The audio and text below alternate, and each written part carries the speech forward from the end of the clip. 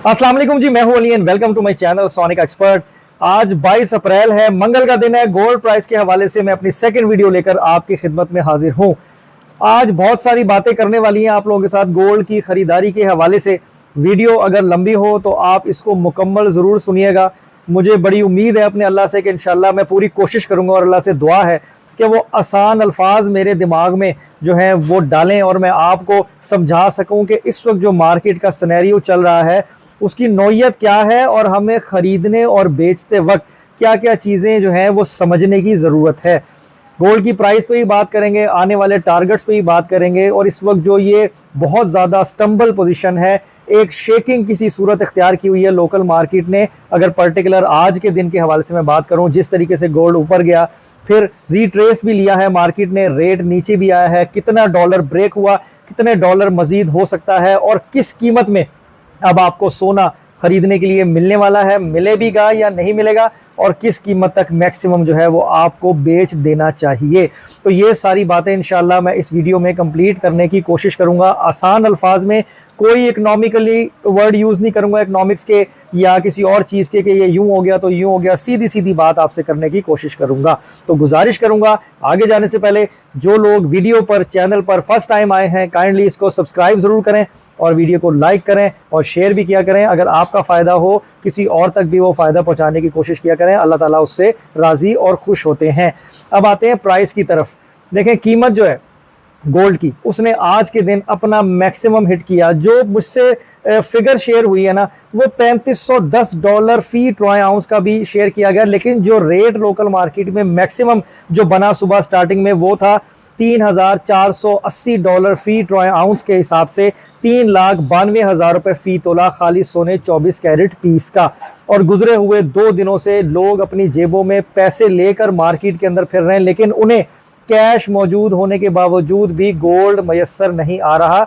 वो ज़्यादा रेट भी देने को तैयार है, गोल्ड नहीं मिल रहा। बुकिंग्स चल रही हैं, कोई 4 दिन बाद देने का वादा कर रहा है, कोई 2 दिन बाद देने का वादा कर रहा है। तो इस तरह की एक पैनिक किसी सूरत हाल जो है वो लोकल मार्केट्स में देखी जा रही है गोल्ड के ख़रीदारी के हवाले से। उसके बाद जैसे ही आपका सेशन चेंज होता है, यूएस सेशन स्टार्ट होता है, आपकी मार्केट में डिप आनी शुरू होती है और आपके जो लेवल्स हैं वो गिरने शुरू हो जाते हैं इंटरनेशनल मार्केट के। और वो मिनिमम 3410 और $3412 फी ट्रॉय आउंस तक चली जाती है, यानी 70 से $75 फी ट्रॉय आउंस जो है वो रेट आपका ब्रेक हो जाता है। लेकिन लोकल मार्केट में कोई बहुत ज़्यादा डिफरेंस नहीं पड़ता। बहुत टाइम तक 3,90,000 रुपये फ़ी तोला पे मार्केट चलाई जाती है और फिर उसके बाद 3,84,000 3,85,000 फी तोला के हिसाब से जो है वो रेट को कैलकुलेट करना शुरू कर दिया जाता है।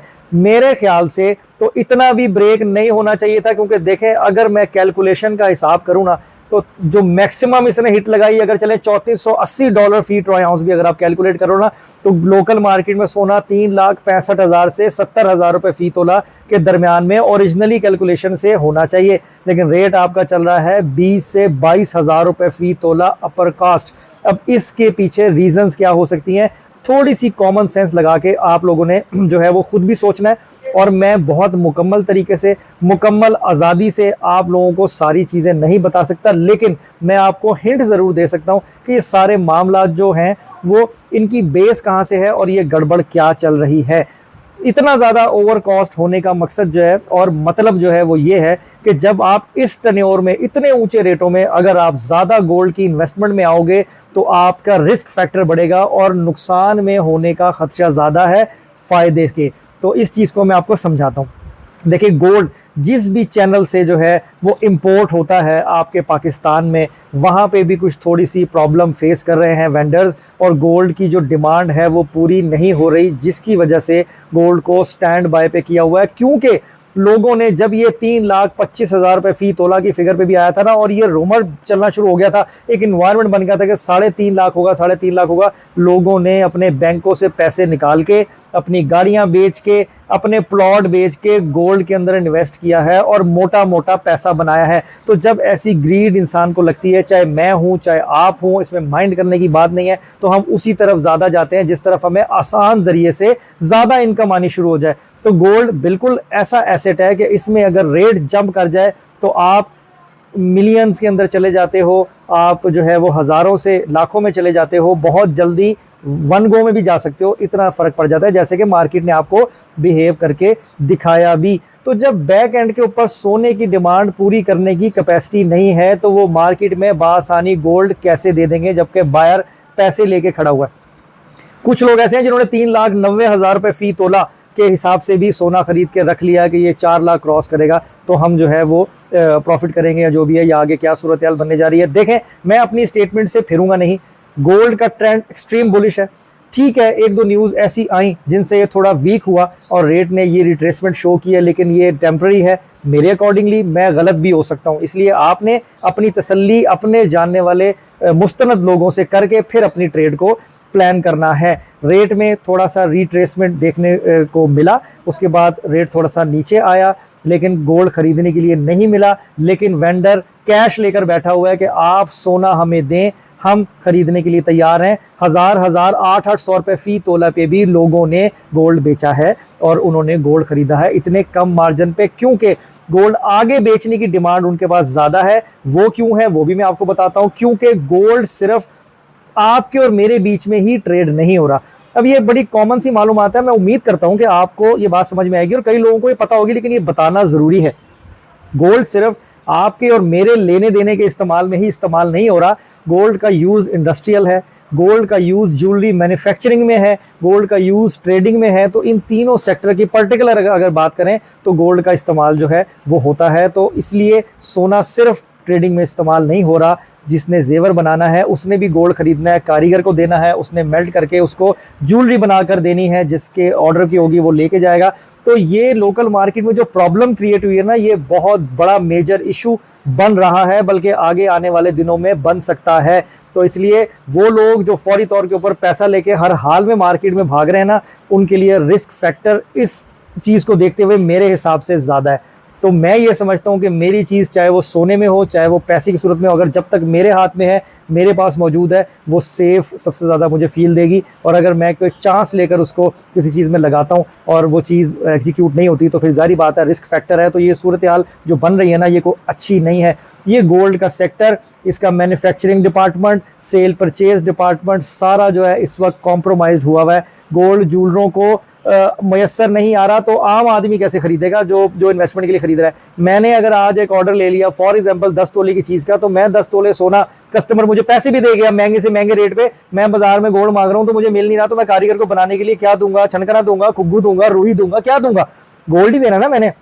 तो ना वर्कर को काम पहुंचेगा, ना सोना जो है वो हम वेंडर से खरीदेंगे, उसकी मजदूरी जाएगी, पीछे से गोल्ड नहीं आएगा, जो पीछे मंगवा रहे हैं उनकी मजदूरी जाएगी। ये पूरा सेक्टर तबाह बर्बाद हो जाएगा अगर ऐसा ही चलता रहा और इसका कोई सद्देबाब ना किया गया। जैसे कि एक बात सुनने में आई कि कराची में जो लेबर के, जो मैन्युफैक्चरर के कोई प्रेसिडेंट हैं, उन्होंने गवर्नमेंट को कोई नोटिस भी भेजा है कि इसके ऊपर गौर किया जाए। जी, ये खाली सोने की ज़रूरत से ज़्यादा खरीद मैन्युफैक्चरिंग डिपार्टमेंट को बर्बाद कर रही है। उसका कोई, मुझे तो नहीं लगता बहुत ज़्यादा फ़र्क आएगा, लेकिन उनका जो स्टांस है ना वो वैलिड है कि एटलीस्ट अगर सोना मौजूद हो तो मार्केट के अंदर उसका जो इन और आउट है वो फ्रीली होना चाहिए, तो वर्कर्स और जो जूलर्स हैं ताकि वो इजी जो है वो काम को कर सकें। ये सारी बात, ये सारी लंबी बात बताने का मकसद आपको आपकी ट्रेडिंग की तरफ पॉइंट आउट करना ही है कि अगर आप इतना अपर कॉस्ट पे 100% गोल्ड खरीदते हो और आगे लोकल मार्केट के साथ इंटरनेशनल मार्केट स्टेबलाइज होती है, स्टेबल होती है, वो मामला सेटल होते हैं। देखें, एक लड़ाई की भी एक हद होती है, एक हद तक होती है, या तो दोनों फरीक मर जाते हैं या एक फरीक गिर जाता है, एक बच जाता है, तो चीज़ें आगे फिर सेटल डाउन होती चली जाती हैं। वर्ल्ड वॉर 1 हुई, उसके बाद भी दुनिया ने सर्वाइव किया। वर्ल्ड वॉर 2 हुई, उसके बाद भी दुनिया ने सर्वाइव किया। और आज आप और हम ये बैठे हुए, मैं यहाँ वीडियो बना रहा हूँ और आप मेरी ये सारी बात सुन रहे हैं, तो उसी टन्योर से ही चलते चलते वक्त यहाँ तक पहुँचा ना। तो खुदा ना खास्ता अगर अल्लाह ना करे कोई ऐसा सिस्टम फिर होता है, दुनिया आगे फिर दोबारा से बन जाएगी, चल पड़ेगा, सारे रेट हो जाएंगे। लेकिन बात समझने की ये है कि ऐसे पैनिक, उसके अंदर इन्वेस्टमेंट का प्लान करना कि जब इस तरह का क्राइसिस, गोल्ड का बेसिकली क्राइसिस हो गया, अगर ऐसा हो तो वो दानिशमंदाना और अक्लमंदाना फैसला नहीं होगा। चीज़ें स्टेबल हुई अपने वक्त के ऊपर, और ये 20 से 25 हज़ार रुपये तोले का ज्यादती का जो डिफरेंस है, जब लोकल मार्केट वो ब्रेक करेगी तो तुसी सोचो तुसी कितने आगे डिगना जे। इसलिए मैं हमेशा करेज करता हूँ लोगों की जो प्रॉफिट टेकिंग भी कर रहे होते हैं। हमेशा मैंने यही कहा कि सोना बेच दो और प्रॉफिट टेकिंग ले लो, कोई बुरी बात नहीं है, वो आपका अपना फैसला है, कभी भी गलत नहीं होगा। लेकिन ये भी ज़रूर बात है कि अगर 100% इन्वेंट्री है और 25% आप गोल्ड अपने पास रख लेते हो फॉर लॉन्ग टर्म, तो फिर तो गल समझ आती है। ठीक है जी, मेरे को लाख रुपया सी मैं 25,000 का सोना रख लिया, मैं भुल गया जी, देखांगे जो लोड पेगी उदो देख लेंगे, जो भी करना होगा, फिलहाल है ही नहीं। 75,000 को मैंने रोटेट कर लिया, तो ये बुरी बात नहीं है। हमेशा गिव एंड टेक के साथ ही ट्रेड को चलाएंगे तो ज़्यादा काम करने का मजा आएगा और फ़ायदा भी होगा। अब आते हैं रेट की तरफ के गोल्ड अब का सोने का ट्रेंड जो है या गोल्ड की प्राइस जो है वो बुलिश है या ये बेरिश हो चुका है या होने वाला है, और उसके साथ साथ प्राइस हाई नोट्स पर जाएंगे या लो नोट्स पर जाएंगे। मुझे ऐसा लगता है पर्सनली कि आज जो मैंने इन्फॉर्मेशन जो है वो कलेक्ट की है गोल्ड की कीमतों के हवाले से, ये जो मिनिमम लेवल इसने आपको दे दिया है ना 3,84,000 रुपये फी तोले का, ये यहीं इसके पैरामीटर में रहेगा। लेकिन जैसे ही कल दोबारा से आपकी मार्केट स्टार्टअप लेगी, मेरे ख्याल से ये फिर दोबारा 392 393 को ब्रेक करने जा रहा है। अब ये कल चला जाए, परसों चला जाए या उसके अगले दिन चला जाए, लेकिन ऐसा होगा ज़रूर। ये जो थोड़ी सी रिट्रेसमेंट आई है ये टेम्प्रेरी है।